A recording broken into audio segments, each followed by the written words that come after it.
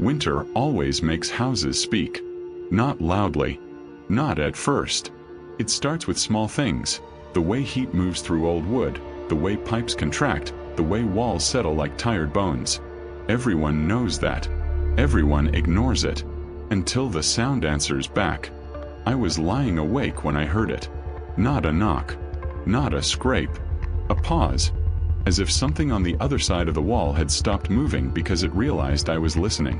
The heater clicked off. Silence rushed in, thick and suffocating.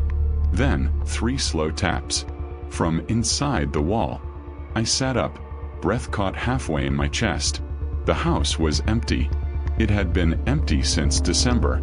Snow sealed every window. Ice locked the doors. No animals could get in. No pipes ran through that section of the wall. Another tap. Closer this time. I pressed my ear against the cold plaster. The wall smelled faintly damp, like old paper left in a basement too long. And then I heard it. Not scratching. Not knocking. Breathing. Shallow. Careful. As if whatever was inside the wall didn't want me to hear it, but needed air just as badly as I did. My phone buzzed in my hand. A message from an unknown number. Don't open it. I stared at the wall as something on the other side pressed back, and whispered my name. Winter has a way of shrinking the world. By mid-January, my street felt sealed off from everything else.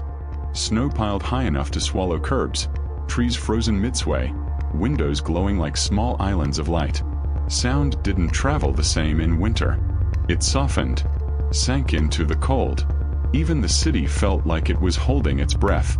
That was when I began noticing the walls. Not cracks or stains.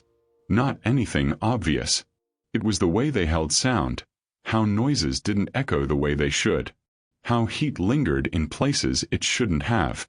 How silence sometimes felt occupied. I work from home. Always have. Long hours, little movement. You get to know a house that way. Its moods. Its rhythms. The gentle ticking of pipes when the heater cycles. The faint groan of wood settling at night. So when something changed, I felt it immediately. It started as a low, dull sound, almost a vibration, coming from the wall behind my desk. I assumed it was the heater. Then the power cut out for half an hour during a snowstorm, and the sound continued. A soft, irregular pressure, like fingertips testing a surface. I pressed my ear against the plaster. The wall was cold, but not evenly cold. One section held warmth, faint but distinct, like someone had leaned there moments before. I pulled back. Houses do strange things in winter, I told myself. Old insulation. Trapped air. Rodents. Still, I didn't touch that wall again for the rest of the day. That night, I dreamed of narrow spaces. Of breathing carefully so the walls wouldn't notice me. I woke before dawn, heart racing, with the distinct feeling that something had shifted while I slept. By morning, the sound was gone. I would have forgotten about it entirely if not for the email. It came from a stranger. No subject line. Just a block of text and a single photo attachment. This is going to sound insane. I found something in my wall yesterday. It only happened because it's winter. The photo showed torn drywall. Inside the cavity was a dark, smoothed-out space. Too smooth. No insulation. No pipes. Just wood worn down like it had been touched over and over again. At the bottom of the message, one line stood out. It felt warm. Like it didn't want the cold. I archived the email and tried to move on. Then another arrived. And another. Different countries. Different houses. Same season. Same discovery. Something inside the walls. I started reading them more carefully. Patterns emerged. The writers weren't thrill-seekers or attention-hungry. They sounded tired. Shaken. Like people who had seen something they couldn't fit into their lives. One message stuck with me. We thought it was pipes. My husband knocked on the wall as a joke. It knocked back, but slower. I leaned back in my chair and stared at my own wall. The house was quiet. Too quiet. Snow muted everything outside. Even the refrigerator seemed hesitant to hum. I laughed under my breath. Nervous. Uncomfortable. Get a grip, I muttered. That was when I heard it again. Not loud. Not sudden. A single, deliberate tap. From inside the wall. I froze. Seconds passed. My mind raced through explanations. Pipes cooling, wood contracting, some delayed echo of sound. I waited for it to repeat. It didn't. Slowly, I stood and crossed the room. Up close, the wall looked ordinary. Pale paint. Slight discoloration near the baseboard. I raised my hand, hesitating inches away. I didn't touch it. Instead, I whispered, "Hello." The word felt foolish the moment it left my mouth. Silence. I exhaled, tension draining from my shoulders. I was tired, overworked, letting other people's fear infect me. Then, very softly, the wall answered. You heard it too. The voice was wrong. Not distorted. Not monstrous. Just close. As if someone were speaking with their lips almost touching the other side of the plaster. My mouth went dry. Who's there? A pause. Long enough that I thought I'd imagined it. Then, we always hear you first in winter. I stepped back, heart pounding so hard it blurred my vision. The wall didn't move. Nothing pushed through. No hand appeared. No crack spread. It didn't need to. The voice had already crossed the distance. I grabbed my phone and checked the time. 2:14 a.m. No missed calls. No messages. Except one new notification. Unknown sender. The message was short. If you hear them, don't open the wall. They don't leave when winter ends. I looked back at the plaster. The warmth was stronger now. And something on the other side was listening. Very carefully. After that night, I stopped trusting silence. Silence had texture now. Wait. It pressed against my ears the way deep water does. Thick and expectant. The house no longer felt empty when I woke each morning. It felt occupied, as if something had been active while I slept and was now pretending not to be. The tapping didn't return right away. That was worse. I waited for it, listening too closely to every sound. The heater cycling, ice cracking on the roof, the distant grind of snowplows. Each noise arrived with a delay of fear, as if my body needed time to decide whether it was real or something else wearing its shape. I kept the wall in my peripheral vision while I worked. It looked unchanged. Smooth. Pale. Innocent. But warmth lingered there, faint and persistent.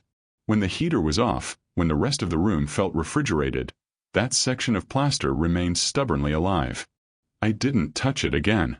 Instead, I read. The stories that had once felt like research now felt like warnings that had arrived too late. I opened every message I'd archived, every photo I'd skimmed, and laid them out in a timeline across my desk. Winter dates circled in red. Cold snaps highlighted. I noticed something else then, something I'd missed before. The duration. Every discovery happened after at least 3 weeks of sustained cold. Not just winter weather but prolonged isolation. Roads closed. People trapped inside. Houses sealed tight. And the language people used changed over time. At first, they described sounds. Then warmth. Then voices. The voices never came first. They came after listening. I received a call from a withheld number 2 days later. I almost didn't answer. Almost. Don't speak near the walls, a man said immediately, his voice hoarse and urgent. No greeting. No introduction. They learn faster that way. Who is this? I asked. A pause. Breathing. Wind howling on the other end. Someone who opened one, he said. And lived. I wrote his words down with a shaking hand. What did you find? I asked. Nothing, he said. That's the problem. There was nothing there until we started talking about it. He told me his name was Elias. He lived alone in an old boarding house in northern Sweden. His winter had lasted 5 months, roads closed, power intermittent, temperatures so low the walls cracked like ice. I thought the knocking was thermal stress, he said. Then it started knocking back in patterns. Patterns like what? Like language. Elias described how the sounds began mimicking his routines. 3 taps at the time he usually made coffee. A long scrape at the hour he went to bed. It wasn't random, he said. It was practicing. I swallowed. What happened when you opened the wall? Another pause. I didn't open it, he said quietly. I thinned it. He explained how he'd chipped away plaster, just enough to see inside. The cavity was wider than it should have been, the studs worn smooth. The air that came out was warm and damp, smelling faintly of old breath. And the voice? I asked. Elias exhaled sharply. It used my mother's voice first. She died in winter. Years ago. The line crackled. They don't make sounds, he continued. They reflect them. They hold on to people who didn't survive the cold. The ones houses were meant to protect. The call ended abruptly. I sat there for a long time, staring at the wall. Then, very carefully, I said nothing. The tapping returned that night. Not from the study wall. From the bedroom. Slow. Patient. A steady pressure that traveled along the interior like fingers searching for a seam. I lay frozen beneath my blankets, afraid that if I breathed too deeply, it would hear me. The tapping stopped directly behind my head, and a whisper slid through the plaster. You're awake. I squeezed my eyes shut. The voice sounded like me, but older. Worn thin. As if spoken through dry wood. Go away, I whispered. A pause. Then. We can't. Winter closed the exits. The next morning, I noticed changes. Small things. Easy to miss if you weren't looking for them. A picture frame crooked on the wall opposite the warm spot. My coat hanging closer to the wall than I remembered. Dust disturbed along the baseboard, like something had shifted just enough to leave a trace. I took photos. I measured temperatures with a digital thermometer. The warm section registered 6 degrees higher than the rest of the room. Consistently. No pipes ran there. No vents. No reason. I contacted a structural engineer I knew from college. I didn't mention voices. Only heat anomalies. He came 2 days later, bundled in layers, face tight with cold. Houses trap heat, he said at first. Especially older ones. But when he pressed his palm to the wall, he frowned. That's not normal, he said. Feels localized. He tapped the plaster with his knuckles. The sound that came back was wrong. Too hollow. Did you remodel recently? He asked. No. He tapped again. The hollow space sounded deeper this time, as if the wall had shifted between strikes. He stepped back slowly. I don't like this, he said. You should open it up. The wall answered before I could. 3 taps. From the inside. My engineer went pale. He didn't charge me. He didn't say goodbye. He just left.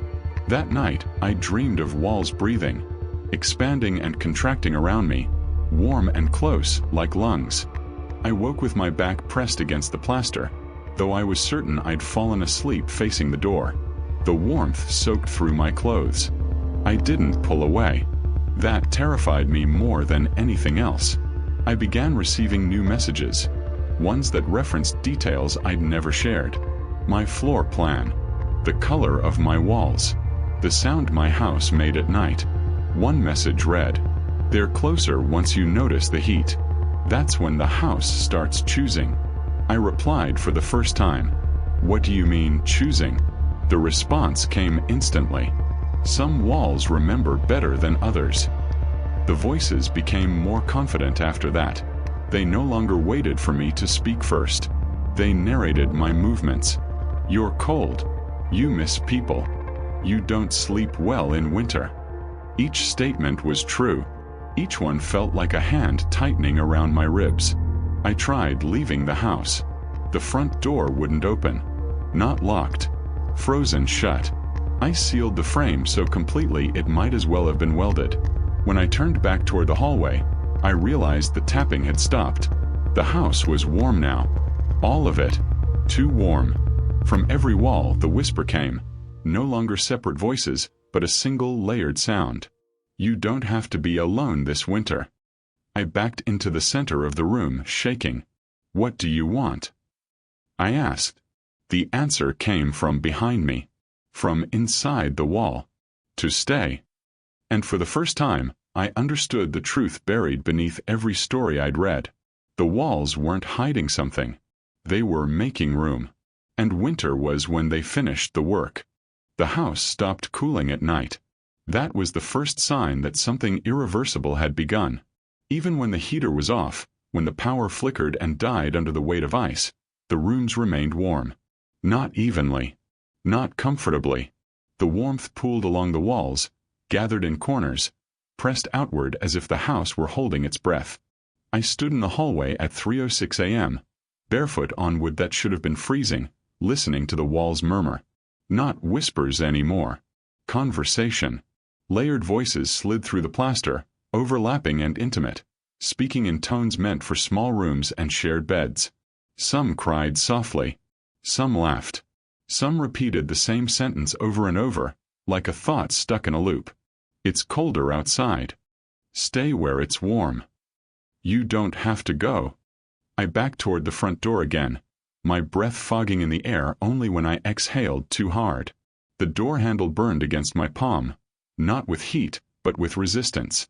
Ice had sealed the edges completely, thick and opaque, as if the storm had grown deliberate. Behind me, the hallway wall creaked. Not settling. Stretching. The surface rippled faintly, like skin reacting to touch. Hairline fractures traced outward from a point just above the baseboard, spreading in branching patterns that looked disturbingly organic. I raised my phone to record. The camera refused to focus.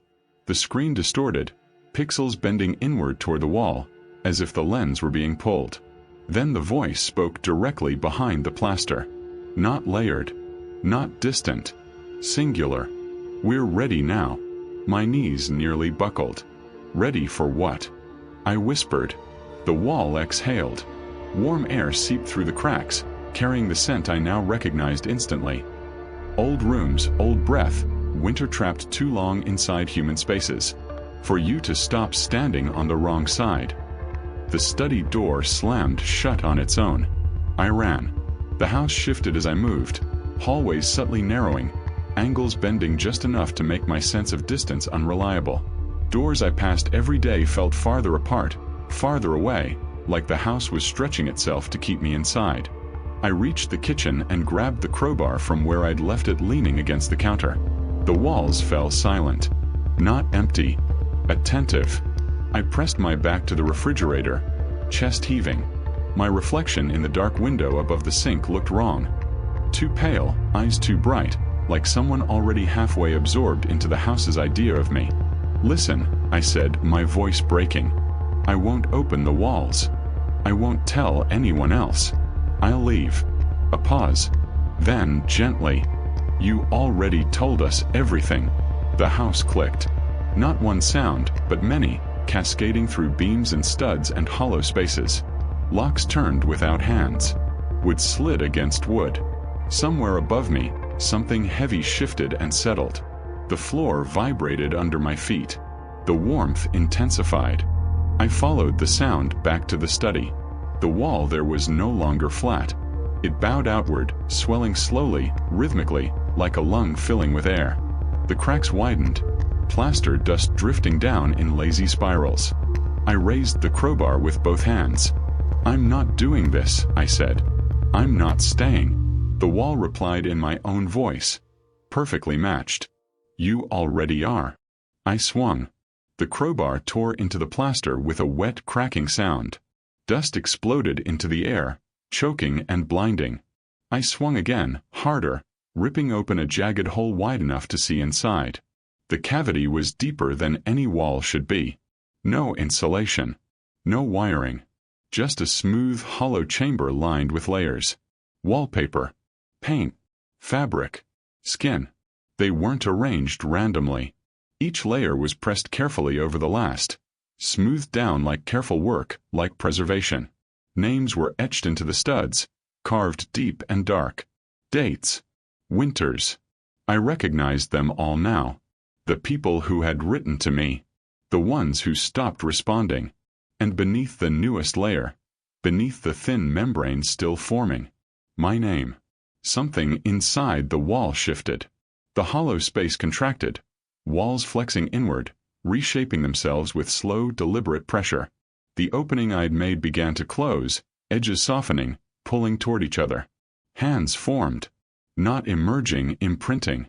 Shapes pressed outward from within, palms, fingers, faces barely defined, like people pushing against ice from below. Their mouths moved soundlessly. Then the voices came back. Not pleading. Explaining. Houses were built to keep the cold out. Someone always stays behind when winter is cruel. People disappear. Walls remember. I stumbled backward. Horror freezing me in place. You're dead, I said. You're just echoes. A face pressed close to the opening. Mine, but thinner, eyes sunken, skin stretched tight with exhaustion. We survived, it said. The way houses survive. The temperature dropped suddenly. Not in the room, in me. A deep, bone-level cold flooded my chest, stealing my breath. My limbs felt heavy, sluggish, as if the warmth in the walls were draining heat from everywhere else. I collapsed to my knees. The floor creaked beneath me, boards flexing upward like ribs. The voices softened. It hurts at first. The walls are tight. Then you stop feeling the cold. I tried to crawl away. The baseboards along the floor split open, thin seams widening just enough for fingers to emerge. Not grasping, just touching, mapping my shape. The house wasn't attacking. It was preparing. I screamed. The sound vanished into the walls, swallowed instantly, echoed back as a dozen softer screams layered beneath it. My phone buzzed in my pocket. I laughed hysterically as I pulled it out, screen glowing in the dim amber light. A new message. Sent from my number. Found something in the wall. I shook my head. No. No. I won't. The wall responded by opening wider. The cavity stretched, reshaping itself into a vertical hollow roughly my size. The surface inside glistened faintly, warm and yielding, lined with impressions where others had settled before me. Breathing echoed from within. Slow. Patient. A place already expecting me. You'll keep us warm, the voices murmured. And we'll keep you. The floor tilted. Not violently. Just enough to guide me forward. My hand slid uselessly across the wood. Fingers numb. The cold inside me deepened, spreading outward from my chest until my teeth chattered uncontrollably. I understood then. Winter didn't kill people. Isolation did. The walls simply made sure no warmth was wasted. As I was pulled closer, the voice that sounded most like me spoke one last time, right against my ear. When spring comes, you won't want to leave. The opening closed around my shoulders. The plaster sealed. The house exhaled. And the cold finally let go. Spring came late that year, as if winter itself had grown tired and lingered just to watch. Snow hung stubbornly in drifts, gray skies stretching endlessly. The streets around my house began to empty as neighbors, delayed by frozen roads and power outages, returned to their routines. But my house felt different. It no longer creaked the same way. The faint groan of settling would have been replaced with something quieter, calculated, patient.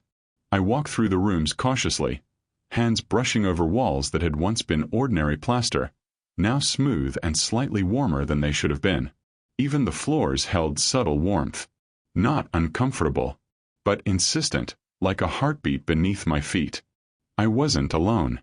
The memories, or the echoes, remained. Every room carried faint traces. The smell of damp plaster, faint whispers that rose when I was still, the subtle pressure of something pressing outward through the walls. I had learned quickly not to speak aloud near them. Not because they would attack, but because they learned, and I could feel them absorbing every sound, every thought, storing it for later. Neighbors noticed my house stayed warmer than theirs. Snow around the foundation melted first. Windows didn't frost over. Animals seemed wary. Children avoided the yard, saying the house looked alive. I tried to explain, tried to laugh it off, but laughter sounded hollow here. Even my own voice felt foreign in these rooms. Months passed. I never left for long. Not after winter. Not after spring. The front door had never unsealed fully.